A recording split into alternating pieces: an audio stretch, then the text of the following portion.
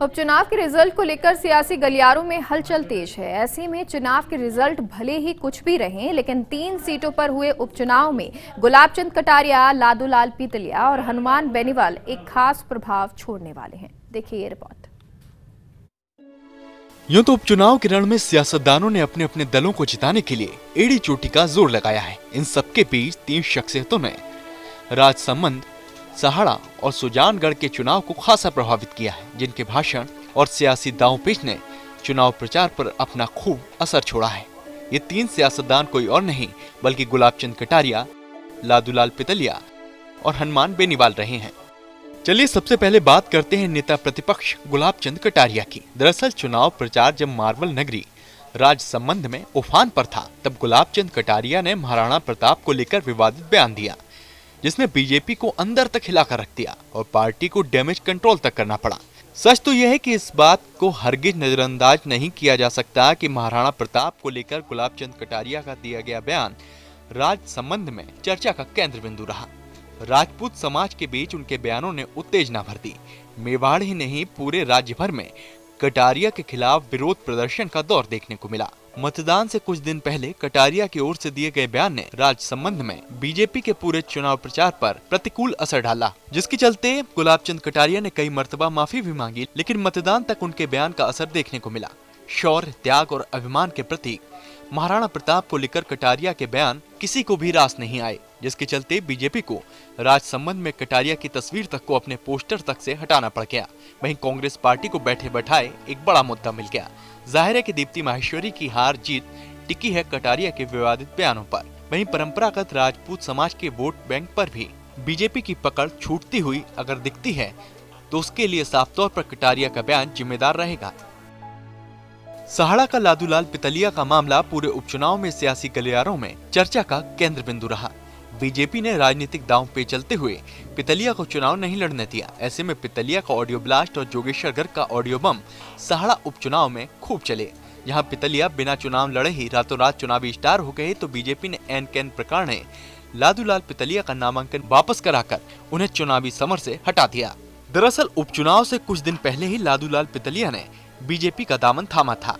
इससे पहले सहाड़ा के बीते चुनाव में पीतलिया बागी होकर बीजेपी के खिलाफ चुनाव लड़ चुके थे और तकरीबन 30,000 वोट भी उन्होंने हासिल किए थे। वैसे पीतलिया संघ और बीजेपी की विचारधारा को फॉलो करने वाले शख्स माने जाते हैं। उनके किए गए गौ सेवा और समाज सेवा के कार्य भीलवाड़ा में चर्चित रहे हैं। ऐसे में ये कहना गलत नहीं होगा कि टिकट की चाहत में वो शायद बीजेपी में शामिल हुए थे, लेकिन पार्टी ने जब उन्हें टिकट न देकर रतनलाल जाट पर भरोसा जताया तो पीतलिया बागी हो गए। ऐसे में बीजेपी को लगा कि अगर पीतलिया चुनावी समर में डटे रहे तो बीजेपी उम्मीदवार को नुकसान हो सकता है, जिसके चलते ही आनन फानन में पीतलिया पर राजस्थान से कर्नाटक तक कथित शिकंजा कसा गया और नाटकीय घटनाक्रम के बीच उनका नामांकन वापस हो गया और कांग्रेस पार्टी को फिर एक बड़ा मुद्दा मिल गया। पीतलिया के घर के बाहर चिकित्सा विभाग का ऑर्डर भी चस्पा किया गया और सेल्फ क्वारंटाइन भी उनको कर दिया गया और वे चुनाव से दूर हो गए। अब सवाल ये उठता है कि बीजेपी ने पीतलिया को अगर बैठाया तो इसका कितना लाभ उनके उम्मीदवार रतनलाल जाट को मिलेगा। सहाड़ा के चुनावी जानकार कहते हैं कि पीतलिया अगर चुनावी समर में खड़े रहते तो कांग्रेस को नुकसान होता और बीजेपी को फायदा मिलता। पीतलिया को बैठाकर बीजेपी ने रणनीतिक चूक की और सामान्य वर्ग में बीजेपी की तरफ से एक गलत संदेश गया कि बीजेपी ने जोर जबरदस्ती पीतलिया को चुनाव से हटा दिया।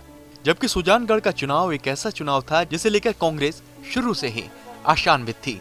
कांग्रेस यहां सहानुभूति के तौर पर उम्मीदवार सामने लेकर आई, लेकिन पूरे चुनाव को त्रिकोणीय बना दिया हनुमान बेनीवाल की पार्टी आरएलपी ने। दरअसल सुजानगढ़ में जाट बहुतायत में है और ये वोट बैंक निर्णायक भी है। कांग्रेस और बीजेपी ने मेघवाल वर्ग से आने वाले उम्मीदवारों को चुनावी समर में उतारा। वहीं हनुमान बेनीवाल ने सूझबूझ दिखाते हुए नायक पर दांव खेल दिया। जैसे जैसे चुनाव परवान चढ़ा, वैसे वैसे सुजानगढ़ में हनुमान बेनीवाल ने अपनी पूरी ताकत झोंक दी। बेनीवाल ने स्वजातीय वोट बैंक पर पूरा फोकस कर दिया। किसान वर्ग से आए युवा उनके साथ दिखाई दिए, जिसके चलते त्रिकोणीय संघर्ष के हालात सुजानगढ़ में आरएलपी ने पैदा कर दिए। वहीं चुनावी परिणाम हनुमान बेनीवाल फैक्टर से प्रभावित जरूर होंगे। बेनीवाल ने न केवल सुजानगढ़ बल्कि सहाड़ा के चुनाव को भी प्रभावित किया है। फिलहाल ये भी तय है कि प्रदेश में इस उपचुनाव के बाद आरएलपी का वोट शेयर बढ़ना तय है। गुलाबचंद कटारिया, लादूलाल पीतलिया और हनुमान बेनीवाल इन 3 सियासी किरदारों के इर्द गिर्द उपचुनाव की पूरी कहानी घूमती हुई दिखाई देती है। ऐसे में ये कहना गलत नहीं होगा कि इन तीनों का फैक्टर चुनाव परिणाम को प्रभावित करता हुआ जरूर नजर आएगा। Yogesh Sharma, first India news, Jaipur.